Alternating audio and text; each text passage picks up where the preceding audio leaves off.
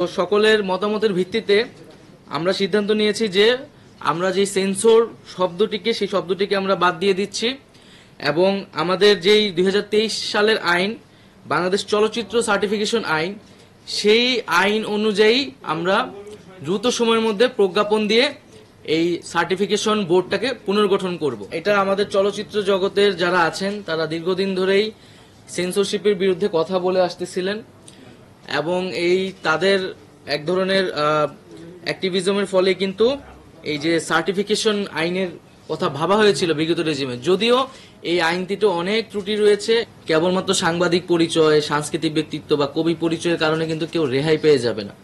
এই ফ্যাসিজমের সাথে যারা জড়িত ছিল, এটার যারা বৈধতা উৎপাদনে কাজ করেছে, তাদের লেখনীর মাধ্যমে, তাদের মতামতের মাধ্যমে জনমত তৈরি করেছে, গণহত্যার পক্ষে কাজ করেছে, উস্কানি দিয়েছে, তাদেরকে কিন্তু অবশ্যই বিচারের আওতায় আনা হবে। আপাতকালীন সময়ে সিনেমার জগতে যাতে আর্থিক ক্ষতি না আসে ব্যবসায়ীদের, এই কারণে একটা আপাতকালীন আমরা সেন্সর বোর্ড তৈরি করেছিলাম। কিন্তু আমরা দেখতে পাচ্ছি যে যেহেতু 2023 সালে একটি আইন হয়ে গিয়েছে গ্যাজেট, এবং এই আইনটি নিয়ে আমরা আজকের মিটিংয়ে দীর্ঘ পর্যালোচনা আলোচনা করেছি। এখানে আইন মন্ত্রণালয়ের পক্ষ থেকেও প্রতিনিধি ছিলেন।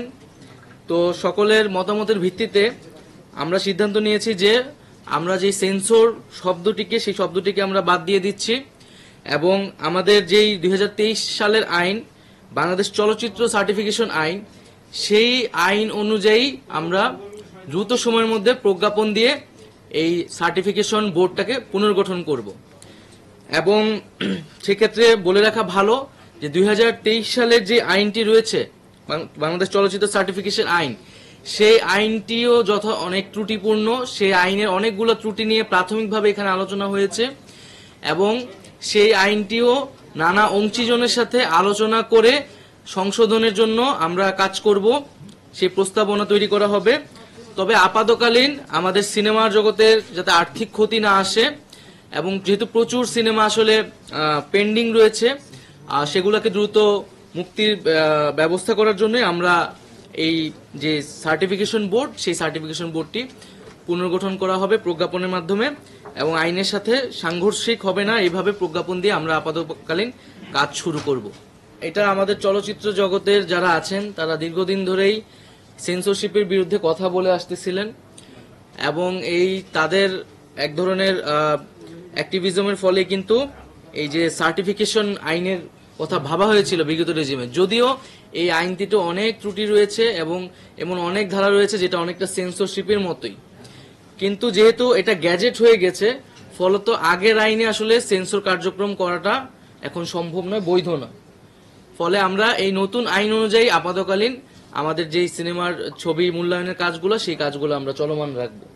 আইন শৃঙ্খলা পরিস্থিতি কিন্তু ধীরে ধীরে উন্নতির দিকেই যাচ্ছে এবং আমরা দ্রুত সময়ের মধ্যে আইন শৃঙ্খলার পরিবেশ যাতে সম্পূর্ণভাবে ঠিক থাকে, মানুষের জননিরাপত্তাটা নিশ্চিত হয়, এবং আমরা যেহেতু একটা জরুরি পরিস্থিতিতে আছি, দেশ পুনর্গঠন করা লাগতেছে, সেজন্য আমরা সেনাবাহিনীকে এই ক্ষমতাটি দেওয়া হয়েছে এবং সেটা কেবল 2 মাসের জন্য। এবং আমরা মূলত এই সময়টার মধ্যে আমাদের যে পুলিশ বাহিনীটা আছে সেটাকে সম্পূর্ণভাবে রিফর্ম করে, আরো শক্তিশালী করে, মানুষের আস্থার জায়গায় নিয়ে এসে তাদেরকে মাঠে ফিরিয়ে নিয়ে আসবো। এই কারণে মূলত এই সিদ্ধান্তটি নেওয়া হয়েছে। আমরা ফ্যাক্ট চেকিং নিয়ে কিন্তু বিভিন্ন অংশীজনের সাথে কথা বলছি এবং আমরা মিডিয়ার সাথে কথা বলছি যাতে এই যে ফ্যাক্ট চেকিং বিষয়টাকে আমরা কিভাবে আরো শক্তিশালী করতে পারি। সোশ্যাল মিডিয়ায় এই ধরনের যাতে গুজবগুলা আর ভেরিফিকেশন করে যাতে মানুষের কাছে সত্যটা উপস্থাপন করা যায়, মানুষ যাতে গুজব বা মিথ্যা দ্বারা প্রভাবিত না হয়, সে বিষয়ে আমরা ফ্যাক্ট চেকিং নিয়ে নতুন করে ভাবছি এবং একটা সেল করার পরিকল্পনা করতেছি। আমরা তো এটা পরিষ্কার করেছি এবং মামলাগুলো তো সরকার করছে না, বেশিরভাগই জনগণের জায়গা থেকে করছে বা বিভিন্ন অনেকে ব্যক্তিগত শত্রুতা থেকেও করছে। তো সেই জায়গা থেকে আমরা নির্দেশনা দিয়েছি এবং এটা আশ্বস্ত করছি বারবার যে এই মামলাগুলো খুব দ্রুত সময়ের মধ্যে পর্যালোচনা করা হবে, তদন্ত করা হবে, এবং যদি অভিযোগ না থাকে তাকে এই মামলা থেকে রেহাই দেওয়া হবে। এবং আমরা গতকালও প্রেস ক্লাব এবং এখানে যে সচিবালয়ে যে সাংবাদিক ফোরাম রয়েছে তাদের সাথে বসেছি এবং আমি ব্যক্তিগতভাবে বলেছি যদি কোনো সাংবাদিকের বিরুদ্ধে এই ধরনের অভিযোগ থাকে বা যাদের ক্ষতিগ্রস্ত হচ্ছে তথ্য মন্ত্রণালয়ে আপনারা তাদের ইনফরমেশন বা ডিটেলসটা পাঠাবেন, আমরা এখান থেকে দেখব।